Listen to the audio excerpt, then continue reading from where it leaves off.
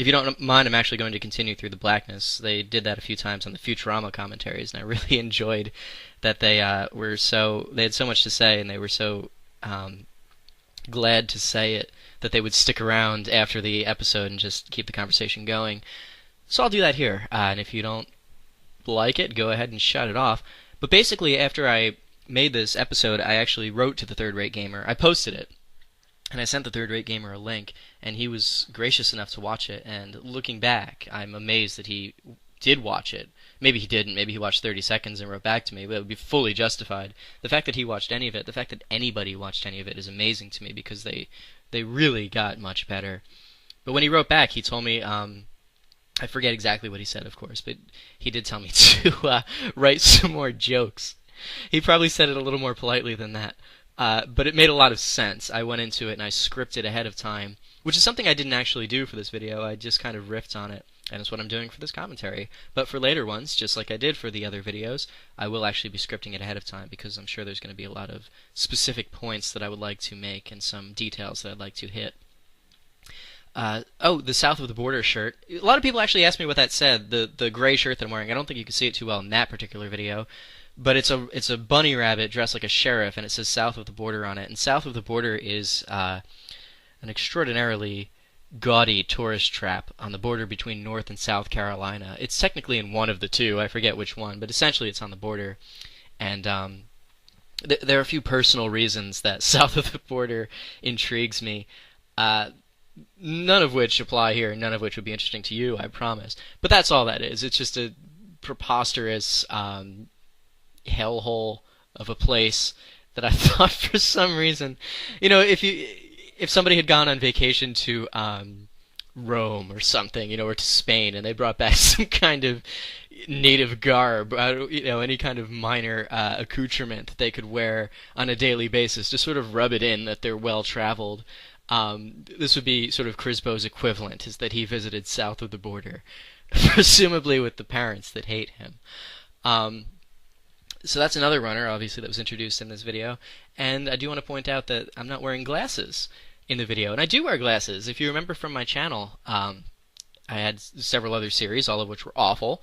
That's genuinely true. But I wore glasses in those because I do wear glasses in real life. I am nearsighted. Not significant, but it's enough that when I sit back from the camera, I can't actually read what's on screen, which is where I have my script. Now, you would think, why not print it out? Well, I don't have a printer, and I'm too, not poor, I guess stubborn, to purchase one. Seems like a waste of money. But yeah, I would have Notepad or something, a WordPad actually, open with my script on it, and I would sit back from the screen, because to look like the irate gamer, you have to be seated further back from the camera, and I couldn't read anything, so I would have to do very short segments where I memorized what was in the script. Didn't always pan out. I think 9 out of 10 times I ended up saying something significantly less funny than what I wrote, so I apologize for that. But you'll see in a lot of videos sort of abrupt cuts. I'll say a line, and then there'll be a cut, and then I'll say the next line. And that was all just because I couldn't really memorize verbatim all that much at once. Let's see. I think that's really it to go over as far as the first video goes. I do sincerely want to thank everybody who watched these. It really meant a lot to me.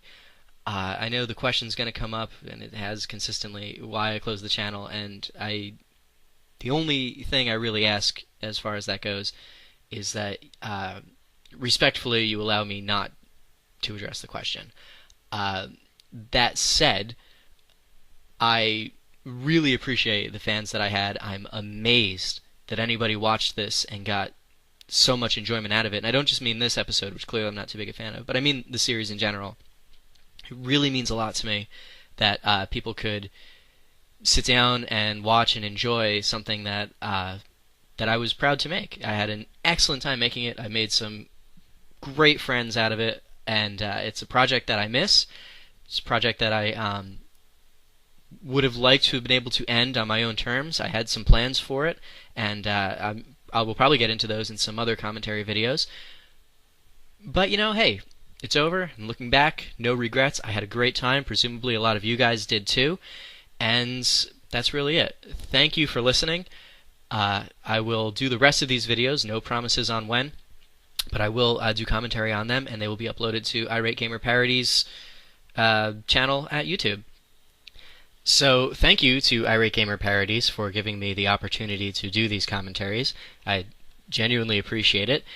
And I guess my final thought is that if any of you out there, if you have a question or anything that you would like me to address in a future commentary, please post it as a response or a comment to this video. I will be following up, and I may likely address it in a future commentary. So if there's something you'd like to ask me, or tell me, or yell at me, by all means, please do. Thank you very much. Thank you for listening, and have a great night.